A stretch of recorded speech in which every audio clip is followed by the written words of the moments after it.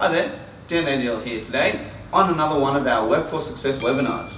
I'm here today with Therese Lardner from Mindset Consulting and Coaching, who's joining us and will be joining us at the conference in July up here in Brisbane at the Hilton. G'day. Hi. Thanks for being here. I'm very excited to have you here today. We've had a few of these and had some really good insights. And today what we'll be talking about with Therese is emotional intelligence as well as communication in the workplace. For sure. Which I think fits in really well with some of the stuff we were talking about with Mike Ellis, who was through here as well, and Amanda Lutfi as well. So we've talked a bit about culture, and now I'm really keen to sort of dive into the specifics of that. Sure. Before we get started, I should say that if you want to ask any questions, you can slide into our DMs on Facebook or on Twitter. Feel free to send any questions and we'll get back to any that come through. But also, I want to find out a little bit more about yourself. So can you tell us a bit about your background, what you're doing now? Absolutely. So I'm a leadership coach and psychologist.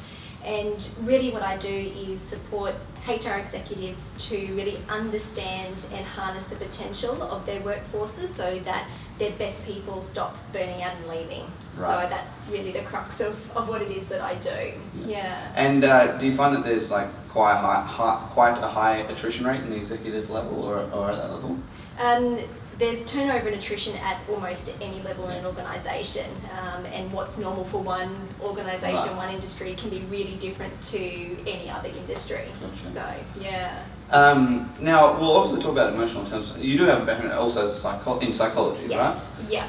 And is that something that factors into most of what you do as well? Yep. Or- Almost everything that I do. Really, I play at the intersection of heart and science. Okay. So the science coming from the psychology, organisational development and behaviour in the workplace. I've always had a fascination with people at work, Yeah, right. but also linking that up with that compassionate side. So all the science and research in the world is fantastic, but if it doesn't apply to your business with your people, it's almost useless. Yeah. So I love that intersection of heart and science. You've actually brought up a question on something. You're saying you're fascinated by people at work. Do you find Absolutely. that people are different creatures or different at work to what they are outside of the workplace? Or what is it that fascinates you about people at work? Yeah, I've been fascinated by people at work from actually a very young age, which is kind of geeky, but it's true. Yeah. And understanding what drives and motivates people, what gets people going, what keeps people at work, that type of thing. But in terms of your question around people different at work and at home, if I've understood your question, I think it's a bit of a myth that we're different people and we wear these different hats, because essentially we're the same human being, whether we're at work or whether we're at home. Now, the behaviours that we display will be different, and the types of things that we can get away with will be different. Some of the interactions may be a bit stunted sometimes. Perhaps. Different, But essentially we're a whole human being. And there was this whole raft of HR trends in the 90s or so that encouraged people to chop up their personality. So they had to leave their baggage at the door, and they were this one person at work and this one person at home. And I think now we're dealing with the fallout of that, that people think that that's actually expected of them. Whereas from my perspective, my experience, the gold is actually in encouraging people to be whole human beings, to bring that to work, understand their strengths and limitations. That's true, I guess, and not hide their true selves or essentially bring themselves to the workplace and be comfortable being themselves at work. Yeah, and understanding how to work around their personality as well. So that sort of, I think, segues quite nicely into this, we brought up emotional intelligence. Yeah. So can you explain a little bit more about what that is? Yeah, so emotional intelligence is basically this concept that we can utilise emotions rather than pushing them away. So that's understanding what we're feeling and being able to manage that effectively. But it's also things like understanding how someone else is feeling, that empathy, and being able to influence other people's emotions as well, not in a manipulative way, but being able to drive and motivate other people through emotions. But also this concept of being able to actually reason and make decisions with our emotions rather than, again, chopping it off. So essentially, that's the crux of emotional intelligence. Yeah. Obviously, that comes up quite a lot I'm assuming, comes up quite a lot in your work. Yes. Is it something that is often overlooked? Or no? I mean... Almost always. Yeah, okay, yeah. If I'm really honest with you. And even the organisations and industries that discuss emotional intelligence and they try to bring it into the workplace often misunderstand what emotional intelligence actually is. Right. And they think it's being nice, or they think it's just one small element, whereas emotional intelligence is quite a holistic picture. And it's something that we can develop over time. It's not a fixed thing that we're born with. We can develop the emotionally intelligent behaviours that come along with EI. And a lot of that would come through communication, right?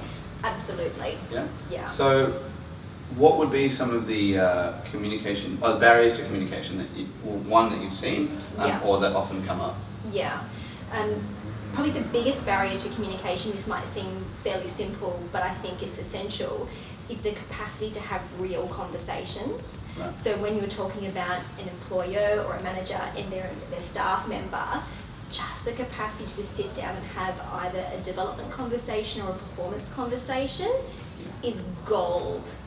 And that it's a real skill in terms of team leaders and managers having that ability to drive those conversations with their people and creating a culture where it's actually okay to have those open and honest conversations.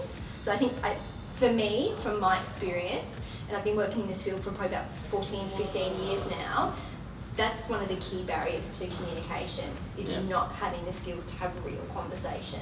And is that something that perhaps a manager or someone needs to work on in themselves first before moving? Absolutely. Right. And the tricky thing is that we tell team leaders and managers to, just do role plays and just practice and that type of thing. But they're humans too as well, right? Exactly, and if they're already uncomfortable with it, they're just going to keep on being even more uncomfortable with it. So we need to help managers actually understand and team leaders understand why it is that they're uncomfortable having those conversations, work through that, and then give them some real skills on how to do it. Right. That's definitely some solid information. Yeah. I sort of also wanted to ask about across cultures. Mm-hmm. Obviously, people change the way. Oh, not obviously. I guess I'm speaking from experience, but there are different ways of working across cultures. Does that sort of fit into also the role of a manager and also, or I guess a role of anyone in a business, that understanding the paradigm of the person they're working with or speaking to? Absolutely. Not only from a cultural perspective, particularly if you're talking about expats and that type of thing who are transplanted into a different culture, or they're leading a multicultural team if they're not an expat.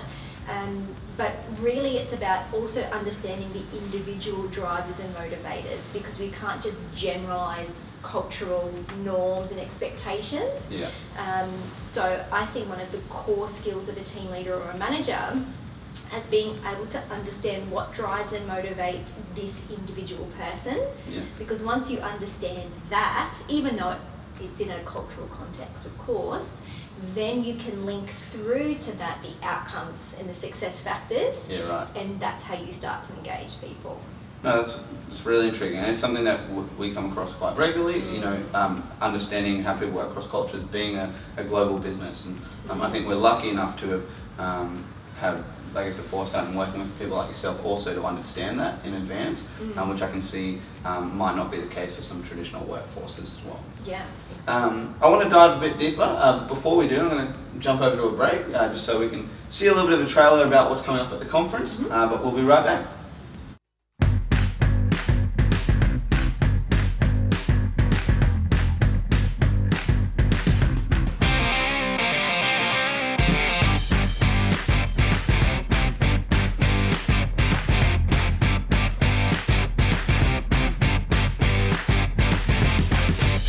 Alright, we're back, and thank God you're still here.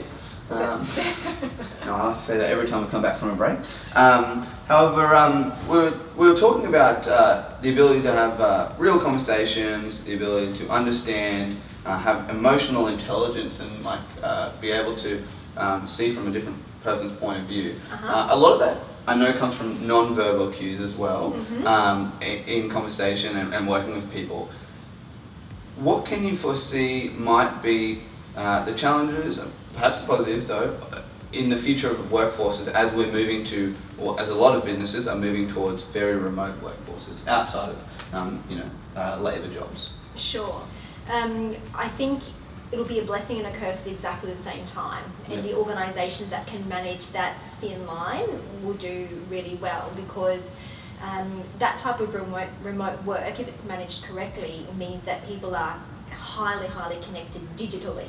Yeah. They can share information, they can collaborate, they can consult, they can make decisions quite quickly. The difficulty, if you've got a geographically dispersed and remote workforce, is not only the consultation and collaboration, but the communication and connection piece.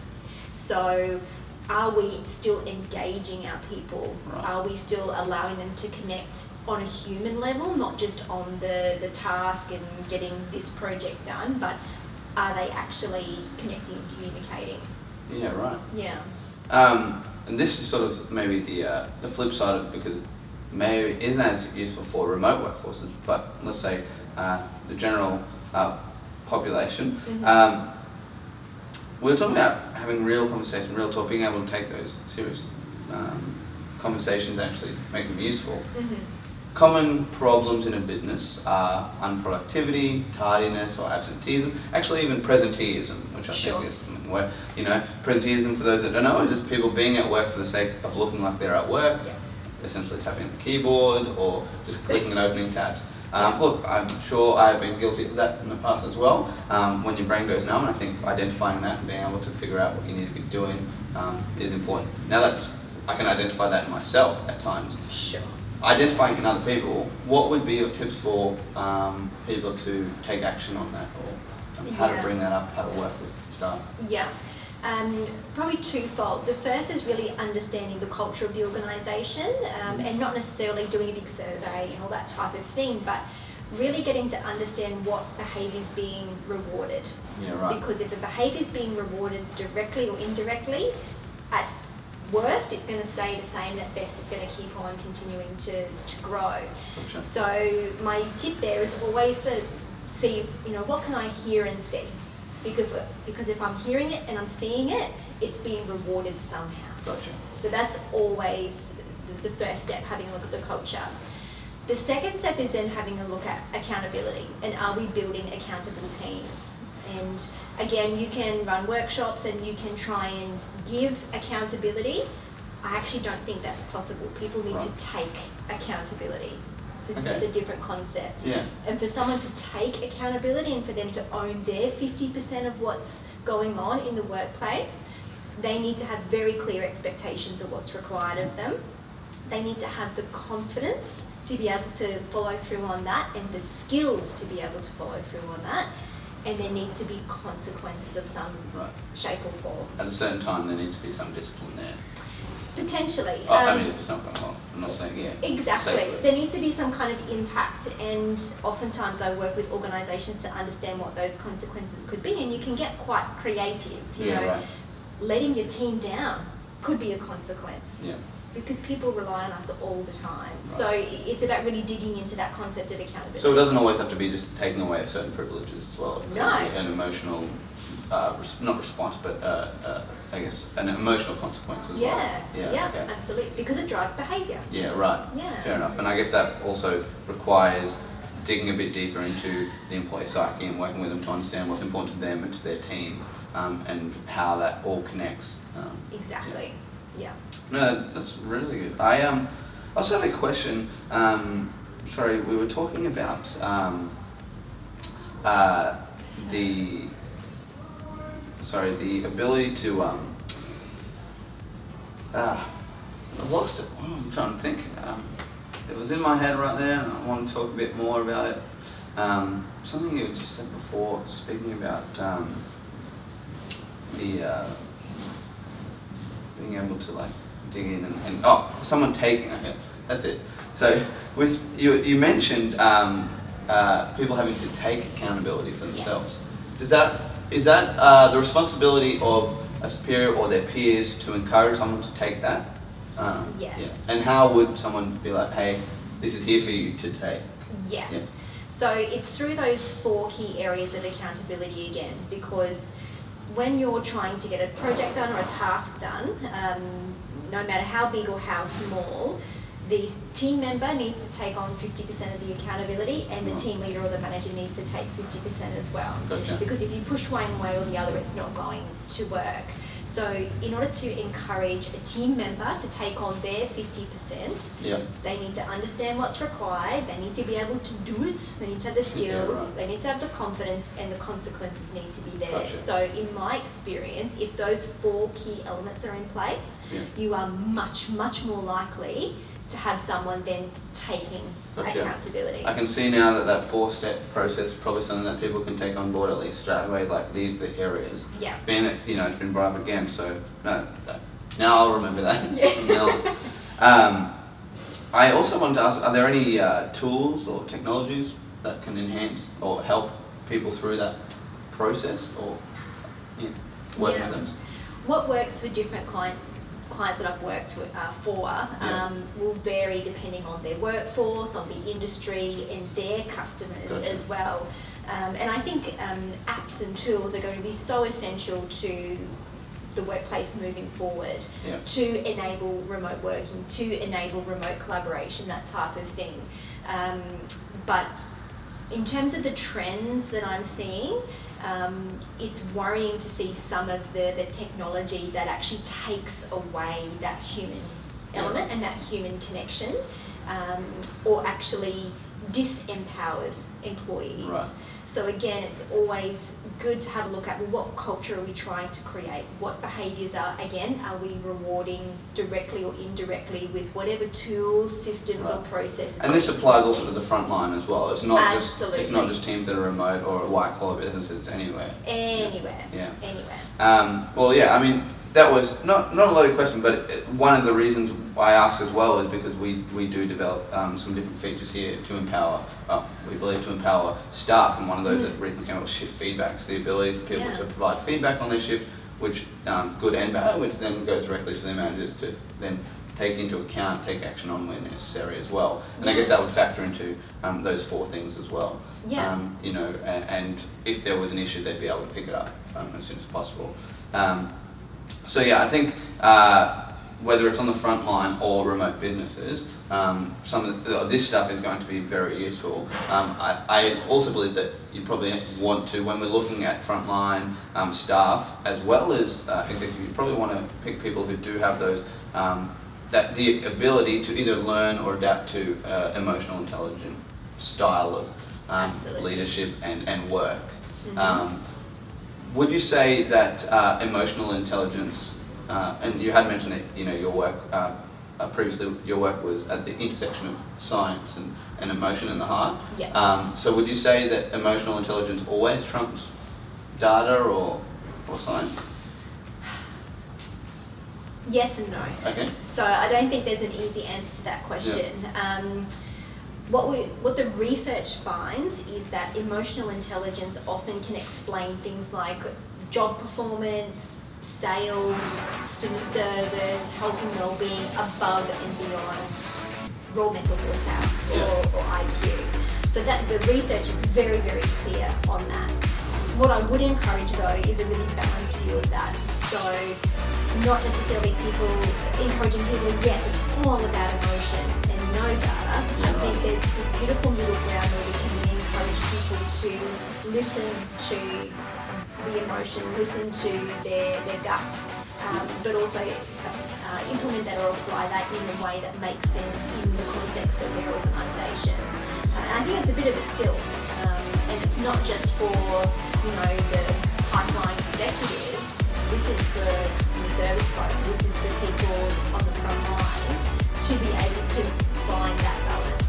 Yeah, right. And I imagine we'll do a lot more about it at the conference in July. Well, I'm hoping. Also, I take it a lot of this that you're talking about today also factors into what you do at Mindset. Yes. And is it always the same process when you come to with a business when you're consulting or coaching, or is it a one-to-one approach?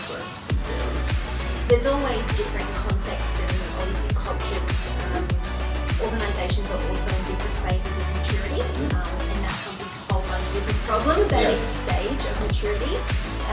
But really the process that we go through focuses on three key areas. So we look at the culture of the organisation, leadership capability, and also individual characteristics.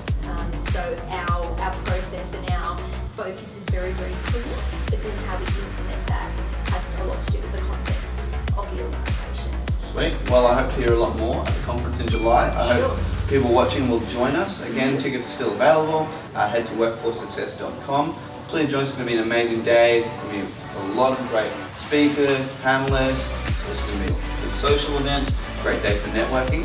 If anyone wants to find out anything more about Mindset for yourself, where would they head? Sure. To the website at www.mindsetcoachconsult.com.au. Sweet. Well, if you have any questions before then, feel free to shoot them through. Obviously, jump onto the website. And again, remember to get your tickets, workforcesuccess.com. Thanks for joining us. Thank you for joining us, Therese. And it's been wonderful. And I can't wait for July.